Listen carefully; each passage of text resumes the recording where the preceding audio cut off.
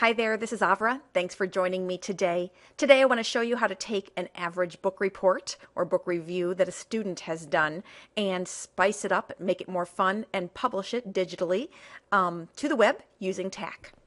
So I have created one and I'm going to show you how I did it. So it is simple. It has come from this Google Doc, and the Google Doc simply just has the name of the book, the author, and a paragraph about it. Do have to give a shout out to my girlfriend Lisa, who actually wrote this for me. Lisa is a paraprofessional in a library in a school in Northern Illinois, and she writes book reviews all the time for her students. She let me use one of hers so that I wouldn't have to reinvent the wheel. So thank you very much, Lisa. So what I've done is I've just simply created a very basic Tackk with a headline, actually a couple of headlines here, an image, and then some text. Let me talk to you quickly about the elements of Tackk.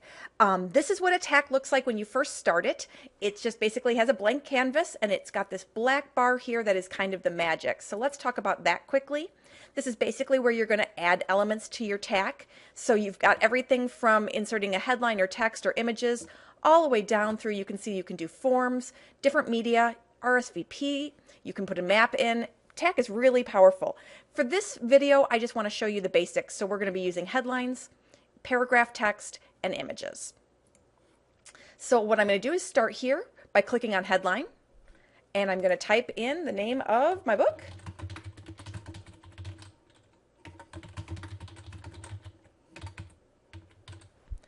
And here I can choose the settings for my headline. I can choose color, and I can choose the size here of the headline. The nice thing when you choose a color palette over here in Tackk, you get all these beautiful color palettes that are already set up for you, and the colors are beautifully complementary. So although there's not complete choice there, it streamlines it and it really just makes it look very nice. So what I'm going to do next is add another headline. This time I do want it to be a smaller one. Oops, sorry about that. That was my microphone. And I'm going to say by Sally Student, even though we know Lisa really wrote this. And then I'm going to choose photo. When I click right here, if you have two monitors or you've got two screens open, you can drag and drop, but otherwise simply click on the camera icon there and you can come in to a window and navigate to where you want or wherever you have your images stored. I've got my book cover image stored right there. And from there, we can hit done. But before I do that, I want to point out that you can make all of your images in a Tackk clickable and links. So I'm going to do that, and I'm actually just going to link here to James Dashner's website. So I'm going to copy and paste that URL right into here. And then I am going to tell it to open the link in a new tab so that way people don't navigate away accidentally from my Tackk. I will go ahead and add this little caption here that says, click on the book cover for a link to James Dashner's website. Just letting people know that that's a link. We'll hit done. And now we're going to choose paragraph text. Come on over into our Google Doc and copy and paste the text.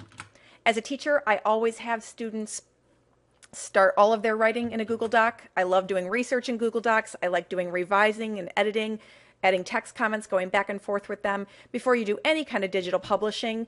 And it's an ideal time to talk with students about what publishing really means. And we publish work that is publishable. So it's got all of the revising and editing done. And so I make sure that they get all of that perfect. And once we get it to 100%, then we can go ahead and paste it into something that's going to be shown on the web.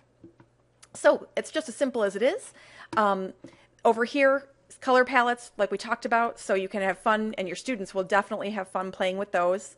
And then additionally, you can choose from some different fonts if you'd like. Students love that. So those are the options there.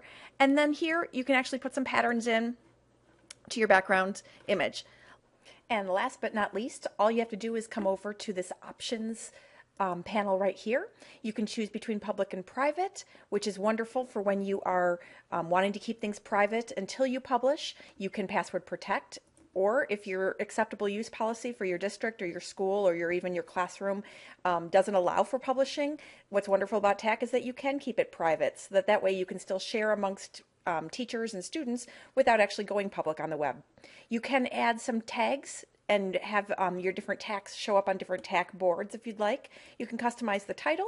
You can do a photo in the background instead of just the plain color.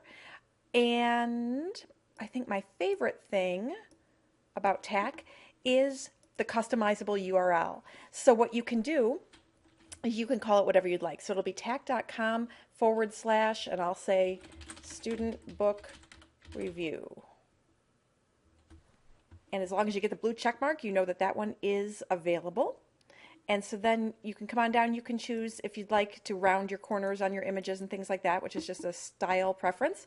And then as simple as it is, click Publish Tackk. You'll notice you get an option to invite friends. And then right up here, you're going to see where your URL becomes public and becomes published on the web. It's just that easy. Thanks so much for spending time with me today as we explored Tackk, and I hope you have a great day.